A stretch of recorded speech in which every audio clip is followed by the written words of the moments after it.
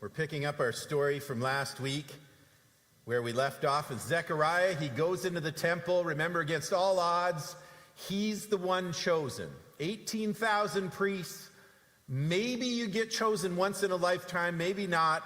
He's chosen. He goes on this exact day that an angel is waiting for him to tell him that he's going to have a son, and that son will have this role of getting things ready for the Messiah to come. And so he's going to have a son. He's to name him John, and he's supposed to get things ready for God's son to come, and he'll turn the hearts of the fathers to the children, and he'll turn rebels to godly wisdom, and he'll draw people towards God. And so Zechariah is kind of dumbfounded, right? And so his response when he hears that even though Christmas as we know it doesn't sound like there was any plan at all, right? It doesn't look like that. This pregnant teenager, out of wedlock, she suddenly is pregnant, and then she's traveling, long road trip, all those things that make it seem like it's so random, and yet we're told there's a plan, that God's got this thing he's doing, and that he sent an angel to Zechariah to say, look, a big deal is about to happen, and you need to be ready for it, and you're going to raise your son John, and he's got a mission. He's got a mission that is going to prep things for the Savior of the universe. No pressure, right? And so Zechariah is understandably in a little turmoil. And it's not just that he needs a little confirmation. It's not just that he wonders why this is happening, but Zechariah and Elizabeth were old, and they hadn't had kids all these years, and kids were a sign that God had blessed you. So you had a wife and you had kids. That would have been a sign, particularly for a priest, that God approved of you, that you were doing all right, that he'd blessed you in those ways. And it would have been a big deal all these years that he hadn't had children. And for him, he might have had those thoughts and those feelings about why didn't this happen for me? Why didn't I have children? Why don't I have little ones to raise in the faith, to raise up in the ways of the people of God that could set an example? I'd love to have kids. I'd love that sign of the blessing. And so people might have wondered, maybe somebody whispered, well, aren't they ever going to have kids? And doesn't God like them very much? And it seems as the story unfolds that people have a lot of respect for them. We're told that they're righteous people, Zechariah and his wife Elizabeth, and yet this blessing is missing. And so after years of waiting for a blessing to come and getting used to the idea that it just didn't look like it was going to happen, right? And so he's settled in. He's resigned himself. It's too late now. We waited and waited. We're way past the age when people have kids. This isn't going to happen, and I've got to be okay with it. I got to move on with my life. I've got to do what I'm doing for God and live righteously anyway. I don't know why, but I'm going to kind of work with what I got. And in the middle of that time when he's finally given up on all of that dream, no doubt at this age of his life, this is when an angel comes along and says, by the way, little boy's coming. You can have a child, and you're going to raise him, and he's not just going to be any child. There's a lot riding on this child. He's going to do stuff that's going to prep things for everybody to receive the Savior of the universe. And you can imagine if you hear that message that your brain is kind of worrying and you're going, I don't know why it didn't happen before, and I don't know why I didn't have a child, and this is sounding like a lot to take in and a lot to adjust to. By the way, if you haven't been reading with us on the YouVersion app or on the plan in there, in the YouVersion app there's a way you can make comments. And so some people have been kind of making notes on what they're seeing in the passage, and it's really cool seeing the dialogue back and forth. And one of the things that came up at one point, somebody had this brilliant insight, I think, and said, why? Why did the response happen the way that it did? And so after years of waiting, the angel comes and Even though Zechariah has doubted himself and he wonders if the angel could really be on the level, and it's hard to wrap his head around this new reality that the angel is heralding to him. It's hard to get used to the idea that maybe we're going to have a kid at this stage of our lives, and it's going to be such a big deal to have a kid. And so Zechariah says to the angel, "How can I be sure?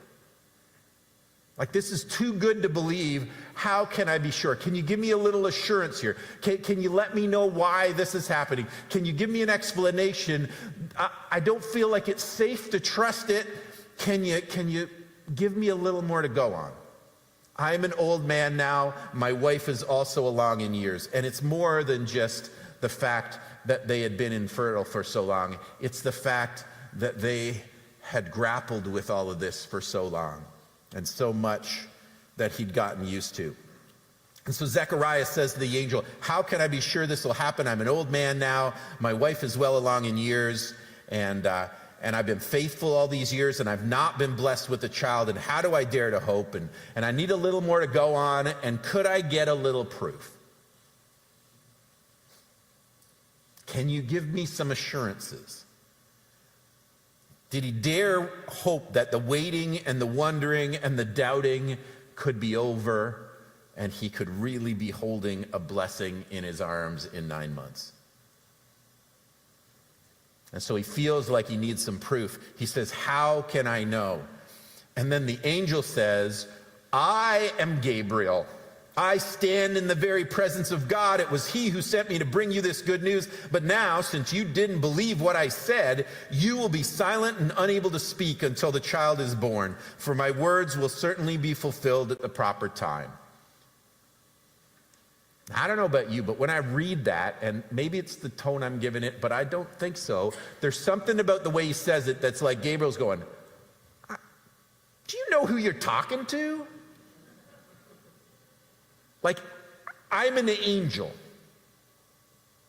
Are you doubting what I'm saying? I am not just an angel, I'm Gabriel. I stand in the very presence of God."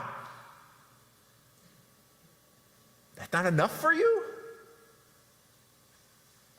You want proof, Zechariah? How about a sign, Zechariah? How about a card-carrying angel, Zechariah? That not enough? How about 9 months of laryngitis? What do you say to that? Well, nothing, right? So Zechariah is struck speechless.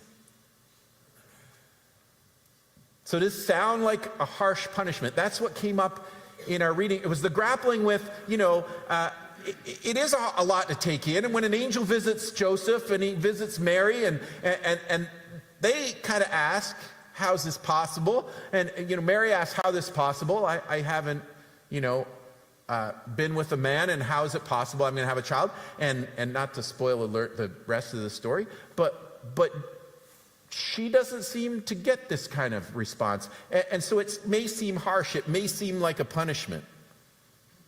Does the angel think it's easy to just believe and accept this supernatural intervention? Does the angel think that it's easy to stand there and that you're not like thrown a little off your game by an angel standing in front of you, that it's a lot to take in all in one moment? Does the angel not get how we work as human beings, how we process our feelings, how we respond to difficult situations like this? Gabriel almost sounds like he's offended, right? And like he goes, "Well, I'd try that."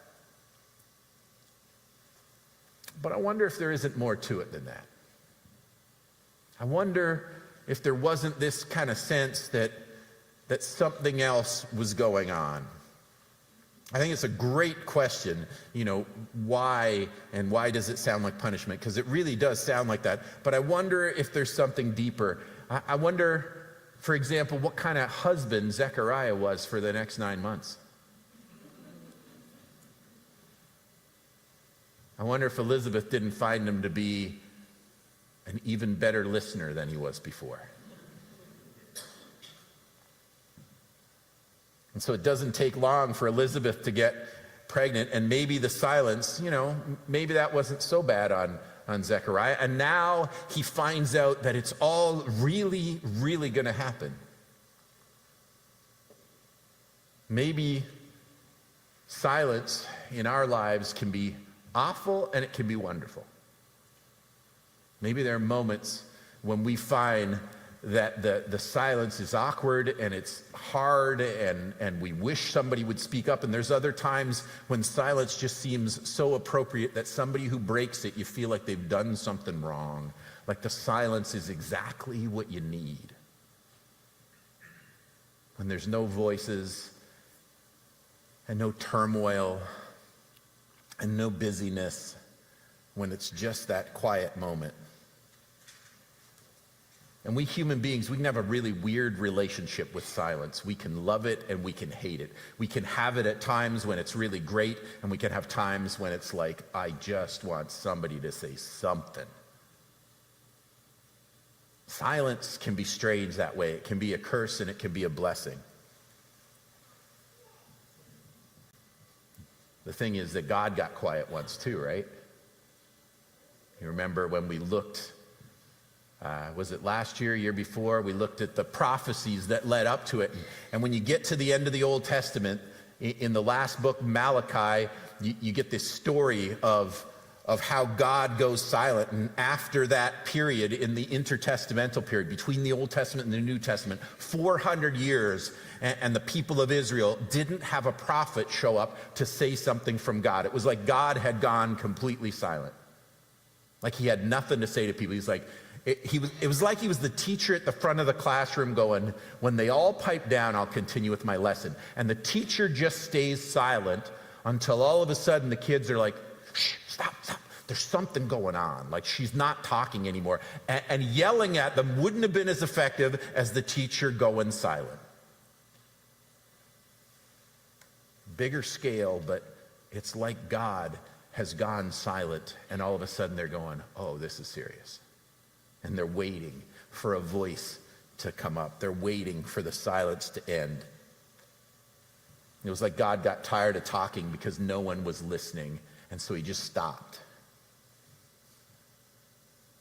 And so God waits for this reverent silence so that he can speak and people will listen. And some people, like righteous Zechariah, he gives a little nudge into the silence, right? And so we could see it as a punishment, but I wonder if it didn't set things up in such a beautiful way that Zechariah was just paying attention to everything that was said, everything that was happening around him, his circumstance. And so Zechariah was given this help from the Lord to just focus and to get used to the idea that even though circumstance would tell him he's not blessed, he's about to be blessed in such a huge way that he's going to have a child, and he's going to be able to raise that child knowing that God has a plan for that child's life. He's missed out on what he perceived would be a blessing for all these years, but it's not that God had not approved of him. It's that God has his own set of timing, and sometimes it takes silence to pay attention and to see and to recognize what he's doing. And I wonder if we don't struggle in our lives sometimes, and there are things that we would ask from God. There are blessings that are missing that we say, God, if you would only do this, if you would only intervene in this situation. God, why did it have to happen this way? If you would have done this. A loved one dies, and even though we were praying for them, and a pregnancy ends with tragedy instead of a joyous birth, and loved ones betray and hurt us, and the world we live in is full of that kind of pain, that kind of, what do we do about this? How do we make sense of this? I was trying to live for God. I was trying to be righteous. I was trying to do the right thing, and bad things have happened. And is God mad at me? Or why is he letting? If he's doing it or he's letting it happen, either way, he's not creating this blessing that I'm looking for, and I feel the absence of the blessing. And there's a quiet place in the middle of those circumstances where we wait and we listen and we pay attention in a new way.